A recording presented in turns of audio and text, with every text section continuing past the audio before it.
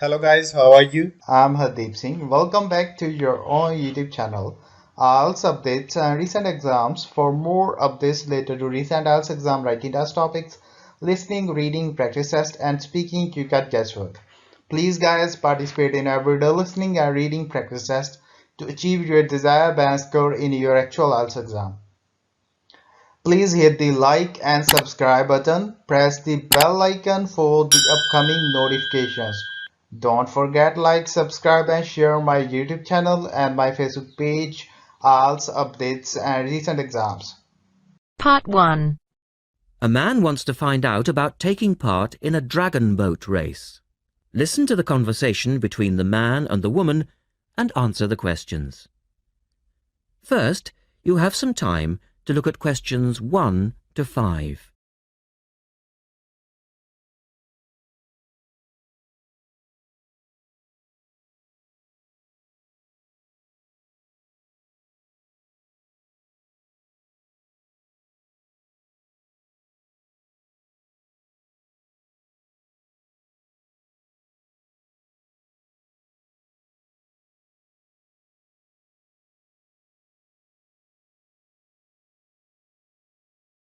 Listen carefully and answer questions 1 to 5. Scope Charity Office. How can I help you? Oh, hello. I'm ringing about the dragon boat race that you're asking people to take part in. Oh, yes. We still need a few more teams. Are you interested in joining the race? Yes, we want to enter a team, but we don't know anything about it. Could I ask you for some more information first? Of course. I don't even know when it's being held. It's taking place on the 2nd of July. Is that a Saturday? No, it's a Sunday. It's a much more popular day and more people can take part then. Right. And where's it being held? At the Brighton Marina. Oh, I'm an overseas student. Could you spell that for me? Yes, it's Brighton Marina. That's Marina. Do you know where it is? I'm not sure. It's a couple of miles past the Palace Pier. Oh, yes, I know it. You take a right turning off the coast road, or you can cycle along the seafront. That's good. What time does the race start? Well, the first heats begin at 10 a.m, but you need to register half an hour before that, at 9:30, and we really recommend that you aim to be there by 9. It's a good idea to arrange a meeting place for your team. Right. And the race is to help raise money for charity? It is. We're asking every team member to try and raise £35 by getting friends and or relatives to sponsor them. Every crew member will receive a free tournament T-shirt if your team manages to raise £1,000 or more. Oh, that's quite good. Also, we're holding a raffle. Every crew member who takes part in the race this season will be entered into a free prize draw. Oh, what's the prize? It's pretty good. It's a holiday in Hong Kong. Sounds great. The man asks for more information. Look at questions 6 to 10.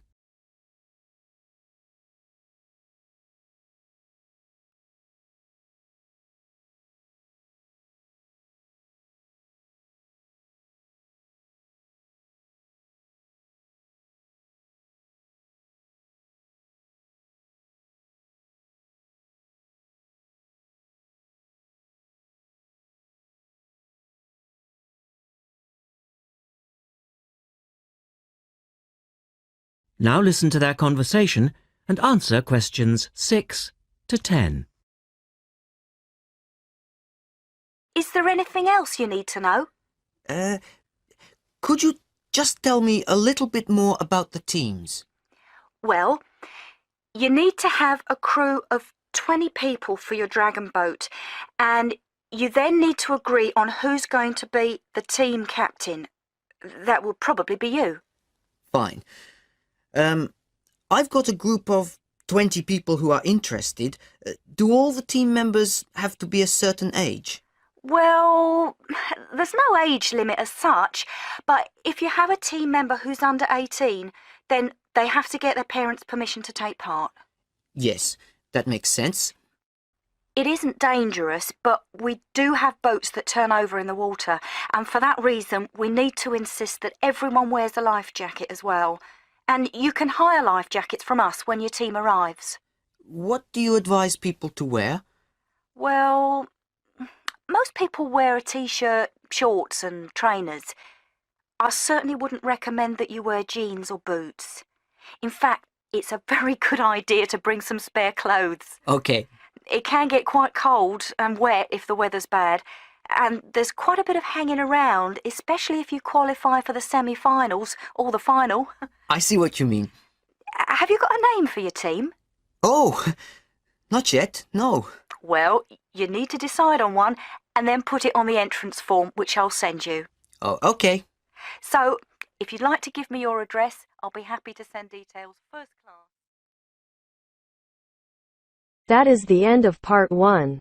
You now have half a minute to check your answers.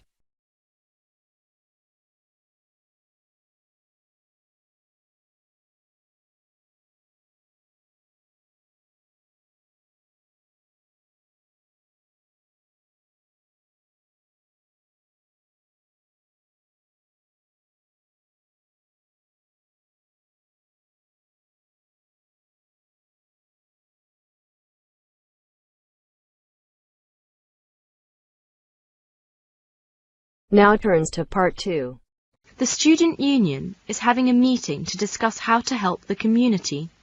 First, you will have some time to look at questions 11 to 14.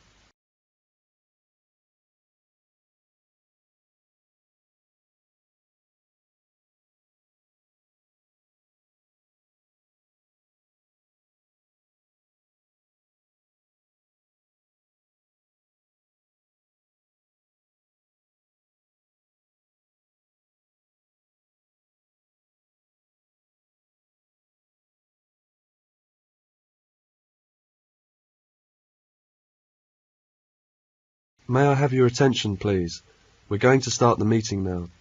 I'm very pleased to see so many people here. You obviously all know that the purpose of this meeting is to discuss how to help the community.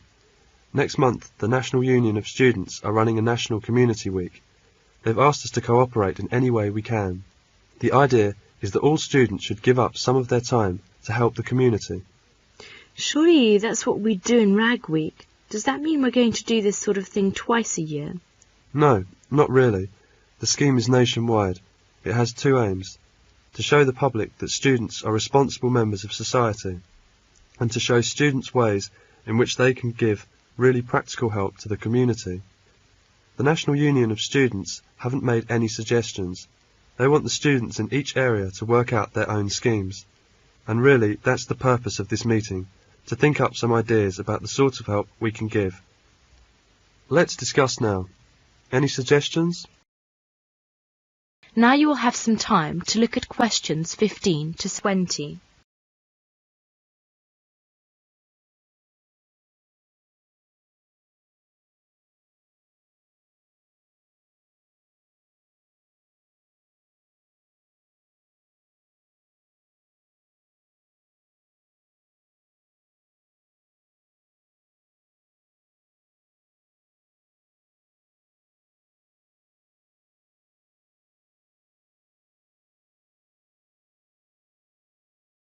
Where is Milkman Street? Is it far?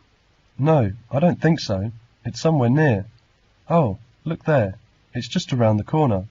What's the number again? Number 8. Mr. Tyler, 8 Milkman Street. Careful with those tins of paint. I'll knock. The welfare office said that they'd written to him to tell him we were coming. The curtains are all drawn. It doesn't look as if anyone's at home. He's probably watching TV. He's a long time coming. He'll be pleased to see us, I'm sure. Go away. I don't want any. Hello, Mr. Tyler. Is it Mr. Tyler, isn't it? We're the student volunteers. Engineers? I don't want any engineers. I've got a gas fire. No, Mr. Tyler. We've come to do your decorating. No, thank you. Not today. Perhaps you could open the door, Mr. Tyler. We've come to paint your kitchen. Well, why didn't you say so? We can come again tomorrow if it's inconvenient now. No. It's all right. Don't stay there at the front. Come round the back. I never use the front door, only the back. Who is it? It's the student volunteer. Hello, you're the student volunteer, aren't you? Yes, good afternoon. The welfare office told me to come here. My name is Diana. Yes, they wrote to me about this. Come in, please. There, isn't that nice and comfy? That's lovely, dear. And warm too. It's really cosy in here. I wish I could get about a bit more, like you young people. I could go out and see my son and my grandchildren. They live in Edinburgh, you know. I don't see them often. My son has got a lot of work. I used to go out to work. That was after my husband died. Never worked when I was married, though. No? No, never. He used to say a woman's place is in the home. Yes, life's like that. I'll just dust these photos. That's him, the one in the middle of the front row. His moustache was lovely. That was taken when he was in the army. He looks very smart. Yes, he was. I can remember it as if it were yesterday. Well, there we are. I want you to read a book to me. You know my eyes are not very good now. Where is the book? It's on my desk. It is Little Dorrit by Dickens. You know the bit I like? It's on page 201. It describes Little Dorrit's love for her father. Ah, yes, here. She never left him. Nice and comfortable? Here, put this shawl around your shoulders. My husband used to read this book to me. She never left him all that night, as if she had done him a wrong which her tenderness could hardly repair. She sat by him in his sleep, at times softly kissing him. That is the end of part 2. You now have half a minute to check your answers.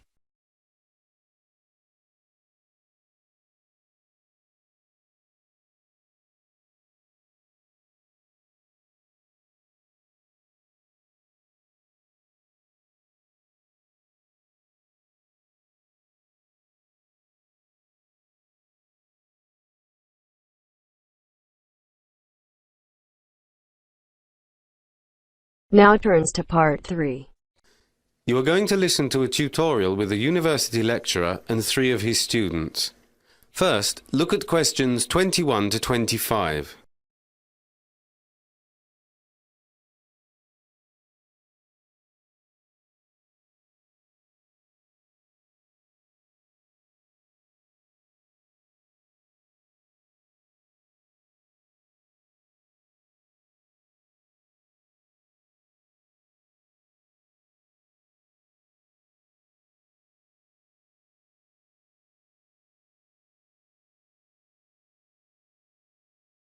This is our third and last group tutorial of the term.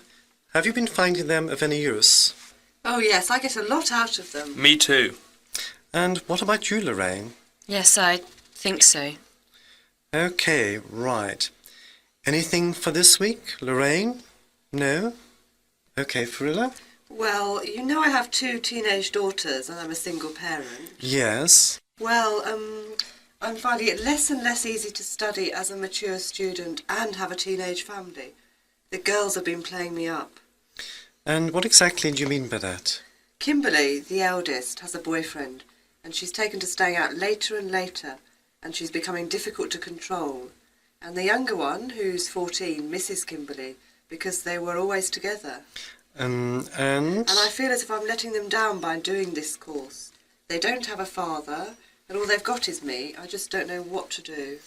It is a difficult situation, this one. My mum did the same thing. Went back to studying when I was 16, and I think at the time I got really jealous. Of what? The course. The course? Well, it wasn't just the course.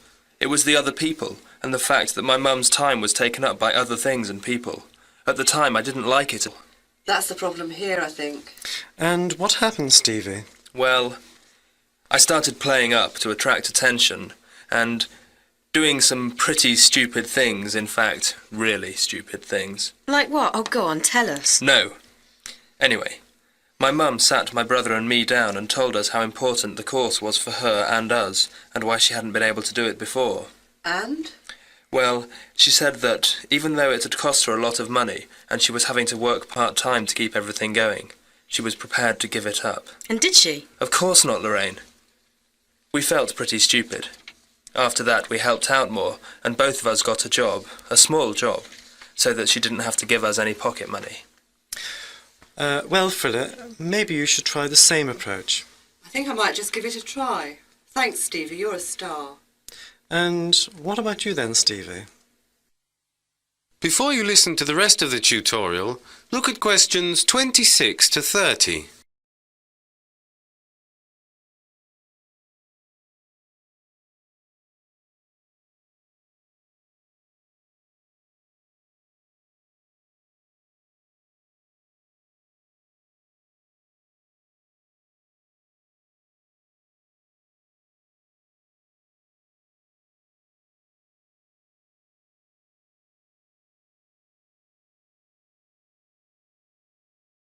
I've got a rather more mundane problem. Well, maybe not that mundane. I had to type a paper for a seminar for this Friday, and I had everything almost ready and... And? My laptop crashed. Haven't you got a copy on disk? No, You're crazy. This isn't the first time it's happened to you. Haven't you learnt by now? I know. But that doesn't help me at the moment, does it? You just don't listen, do you? Leave him alone, Lorraine. You're not exactly helping, are you? I think Frilla is right. There's no point in crying over spilt milk. Have you a rough copy? Yes, but... You can type it in again. I'm very slow, and I'm not going to get it done in time. I also have to get OHPs together as well. They were on the computer, and it was just as I was printing them out that the machine went. I also have to hand a typed-up summary in 2,000 words, bound as well, to Dr. Johnson the day before. And, on top of that, I have to hand in the full paper at the end of the seminar. As it goes towards my final grade, and a credit is taken off for handing papers in late, I have to do it. And it's Tuesday now, so I haven't really got much time. I nearly didn't come today. Don't worry, Stevie. I'll help you do it if you want. We can start straight after the tutorial. Will you, Farilla? Yes. You should let him do it himself. Now, Lorraine. He helped me, so I don't see why I shouldn't help him. You could lend a hand too, you know. You don't know when you might need help. It's okay, Farilla. We can do it together. Well, 2 people sorted. Now, what about you, Lorraine? That is the end of part 3. You now have half a minute to check your answers.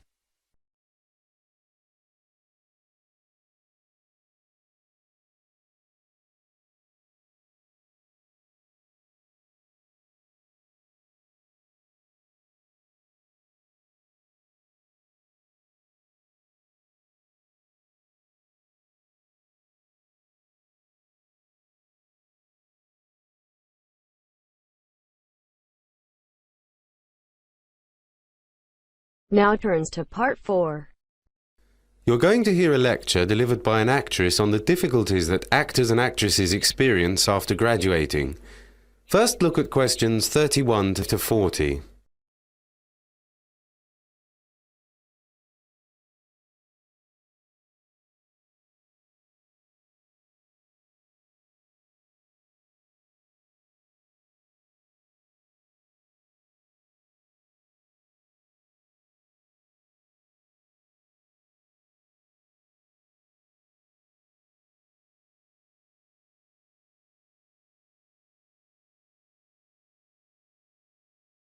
Good afternoon to you all again, and thanks for coming for the second lecture in the series, Drama After Graduating.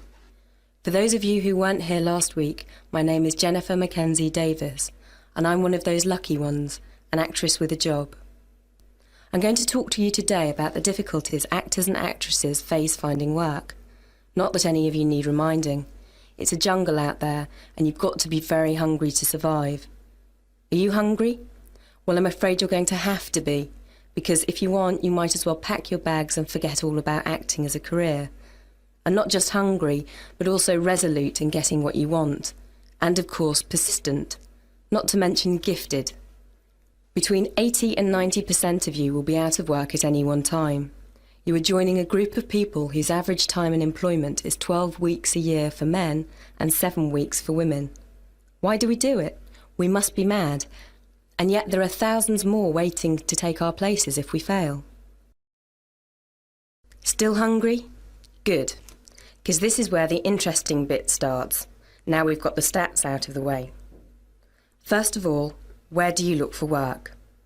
Well, there's the Stage Door, the weekly newspaper which occasionally has a couple of decent jobs in it. And then there's the weekly list of jobs called TCR, but you need to subscribe to that with friends. It's very expensive, especially if you're out of work, about £20. No, sorry, £25 for 5 weeks. Then there's your agent.